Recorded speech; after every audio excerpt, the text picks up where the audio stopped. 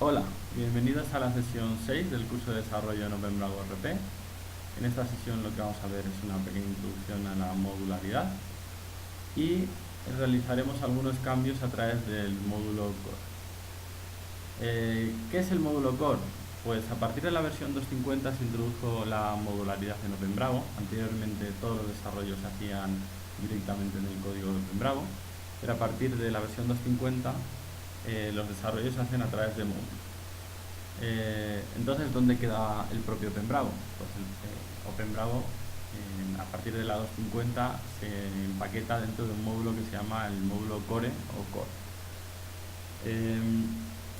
Ok, en la sesión anterior vimos una pequeña introducción al diccionario de la aplicación y en esta sesión lo que vamos a hacer es un pequeño ejemplo de cómo hacer un cambio en un campo que existe en el módulo Core, y para ello tendremos que modificar justamente el módulo Core, que es el propio OpenBravo.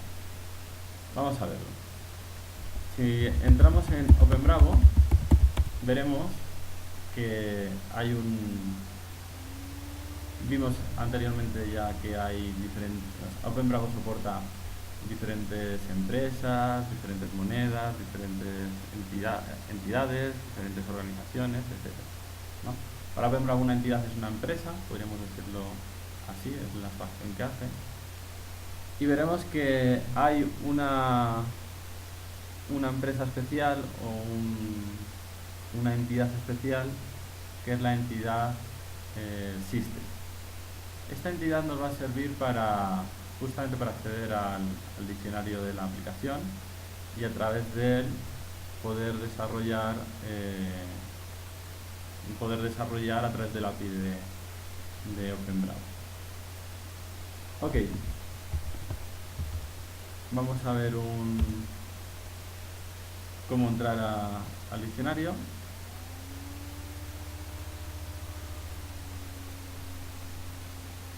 Ya lo tenemos aquí, tenemos la OpenBravo, y ahora lo que tenemos que hacer es cambiar al rol un rol especial, que es el rol System Administrator, y a través de este rol podremos entrar a la entidad System que nos da acceso al diccionario.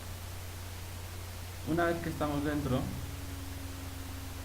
veremos que el menú ha cambiado, ya no nos muestra las ventanas de transacción típicas de factura de compra, de venta, pedidos, albaranes, etcétera, sino que ha cambiado por las opciones del diccionario. Aquí las tenemos. Lo que vemos es justamente lo que hablábamos en sesiones anteriores, que era que podíamos darle la lógica a través del diccionario al generador de código para que finalmente lea esa lógica, genere código, luego se compilará ese código, se desplegará en Tomcat y ya tendremos todo el trabajo. Vemos también que hay un apartado que se llama módulo, y aquí es donde tenemos registrados todos los módulos que tenemos en nuestra instalación. Por defecto, en OpenBravo 3 se instala el módulo Core, que ya hemos hablado de él, y una serie de módulos alrededor que vienen preinstalados.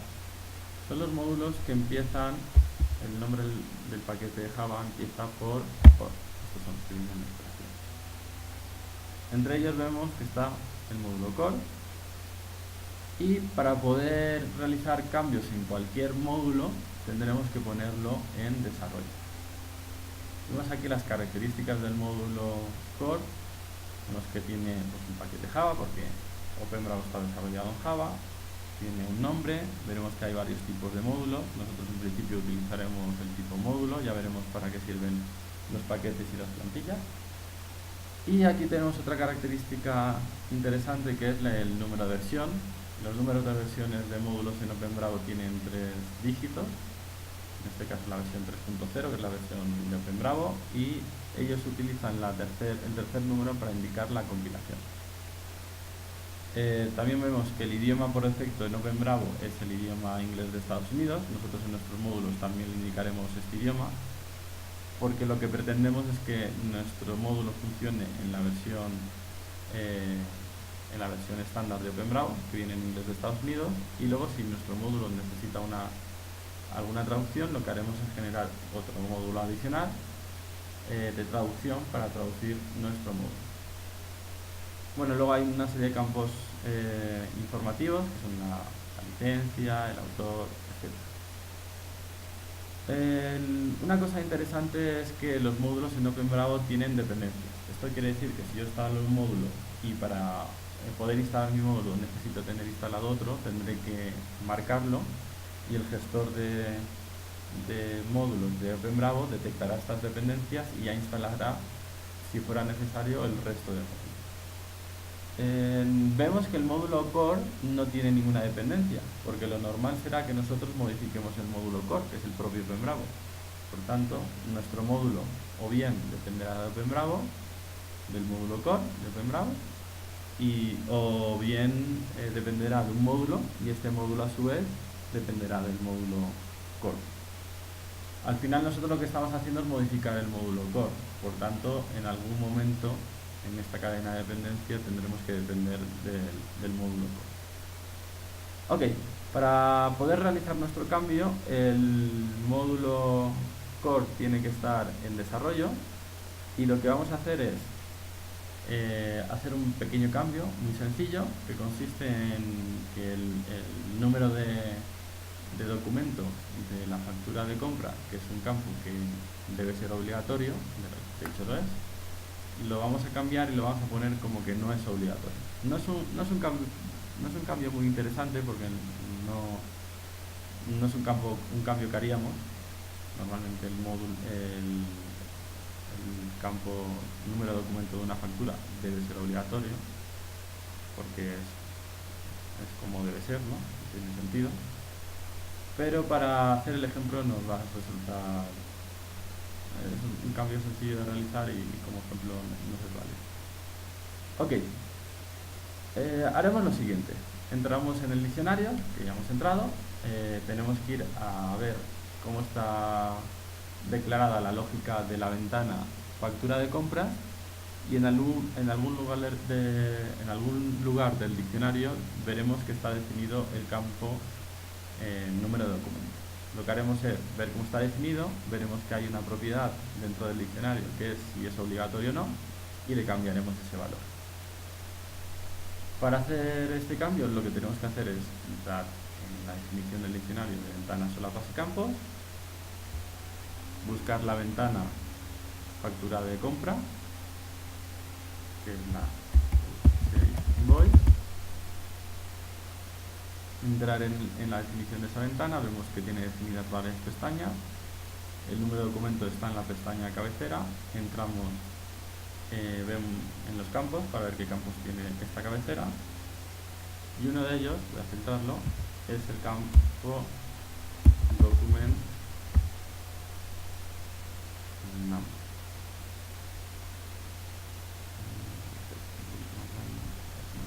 Aquí está.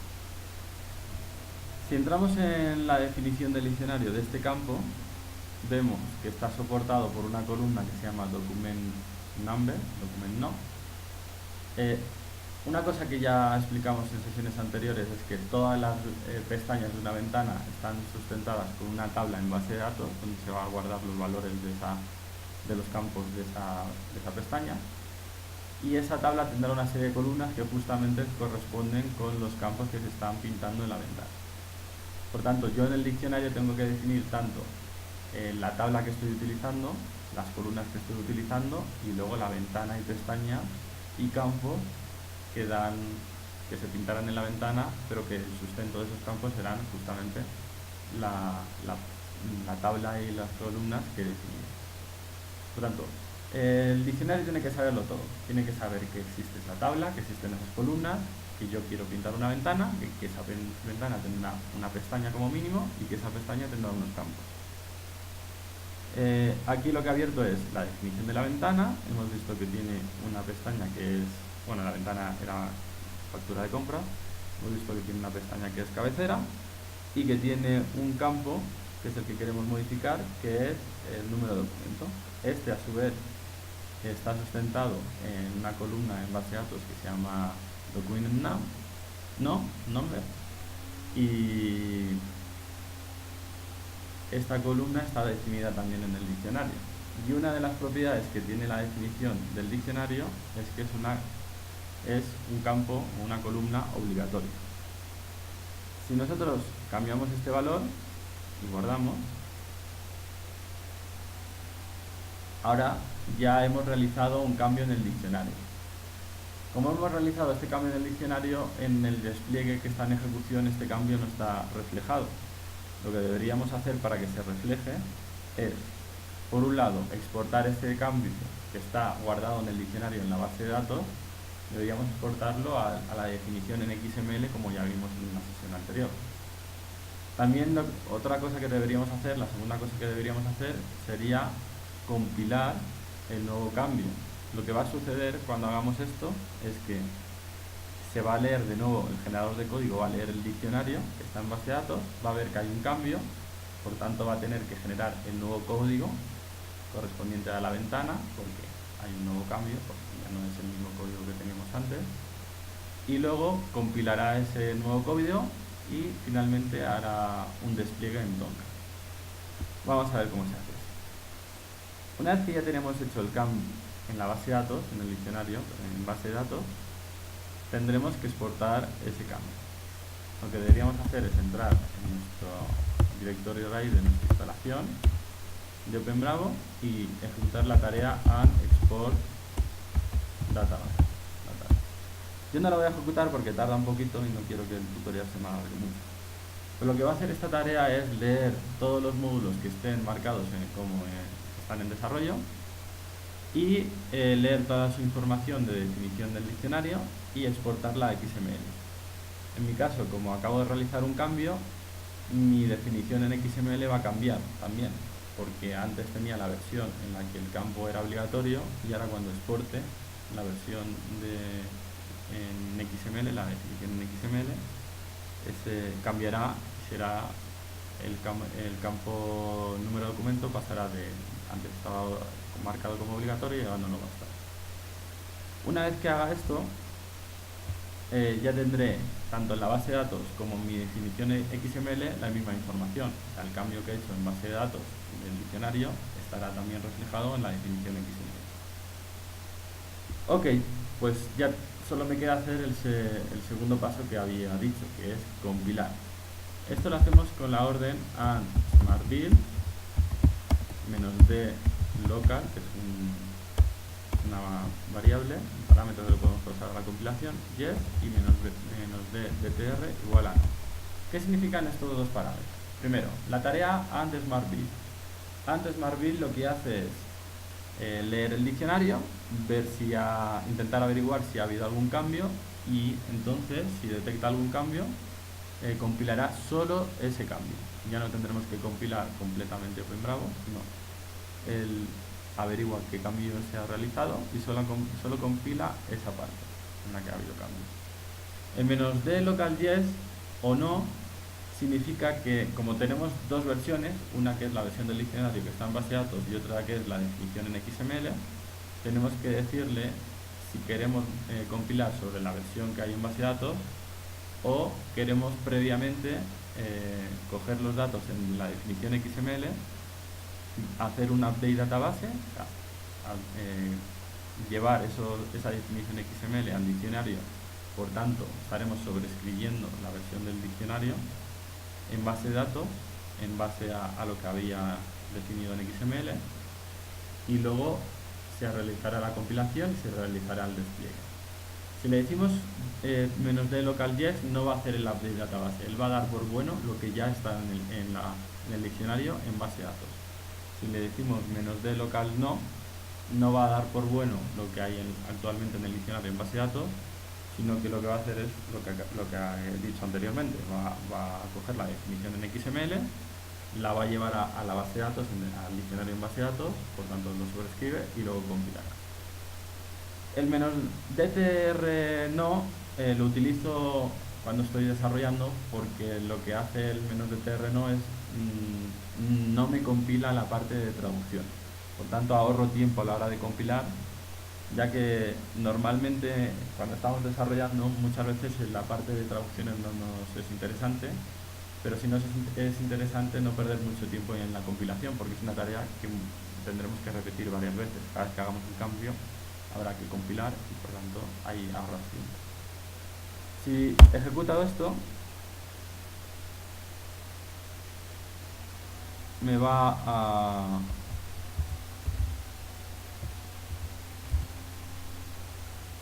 a compilar. Bueno, va a hacer lo que he comentado anteriormente. Él va a intentar averiguar leyendo el diccionario en base de datos si ha habido algún cambio. Si detecta algún cambio,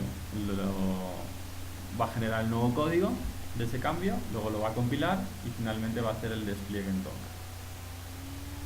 Cuando termine, lo que tendremos que hacer es reiniciar Tomcat. Por tanto, yo voy a pararlo.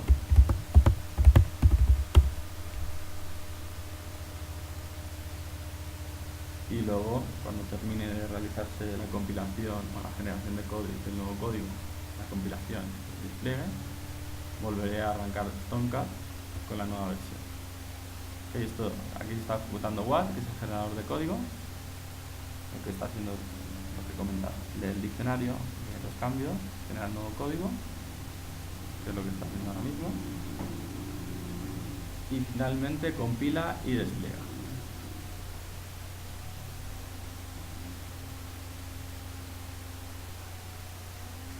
Cuando termine, arrancaré Tomcat. Aquí estamos viendo que ya está generando un nuevo código. Cuando termine, arrancaré Tomcat y veremos que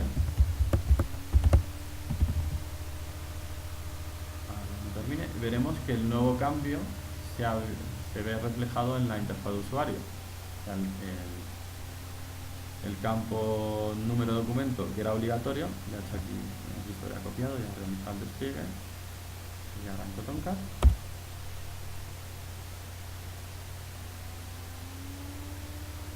Y cuando vuelva a entrar en OpenBravo, lo que vamos a ver es que el cambio está, efectivamente, el nuevo código en ejecución tiene el cambio, ¿no? Pero aquí tendremos un problema. Cada vez que yo haga un cambio de esta forma, directamente a través del módulo core, quiere decir que yo estoy poniendo en desarrollo el módulo core y lo estoy modificando. Pero ¿qué sucede? Y esto está bien, ¿no? En teoría está bien, no hay ningún problema. Pero ¿qué sucede cuando llega una nueva actualización de OpenBravo? Por ejemplo, yo estoy en MP27 y pasamos a la MP28. Pues lo que va a suceder es que la versión del core se va a sobreescribir con la nueva versión, con la MP28. Y por tanto, todos los cambios que yo había realizado sobre el core los voy a perder. Y esto es un problema grave, porque si hacemos nuestros desarrollos sobre el módulo core, quiere decir que nunca vamos a poder actualizar OpenBravo a la siguiente versión. Y eso no es interesante. Entonces lo que vamos a hacer, en vez de realizar los cambios directamente sobre el módulo core, es crearnos un módulo propio y desarrollar sobre ese nuevo módulo, el nuestro. De esta forma lo que estamos haciendo es aislar los cambios, nuestros desarrollos, nuestros cambios del módulo core. Y de esta forma conseguimos que cada vez que haya una actualización no nos veamos afectados y no perdamos todos los cambios que hemos hecho. Esto lo veremos en la siguiente sesión. Y bueno, ahora vamos a comprobar que efectivamente el campo número de documento ya no es obligatorio. Y en la siguiente sesión lo que ya veremos son cómo crear un nuevo módulo y cómo empezar a hacer nuestros propios desarrollos sobre nuestro propio módulo. Crear un campo nuevo, modificar un campo ya existente en el core, crear una ventana nueva, etc.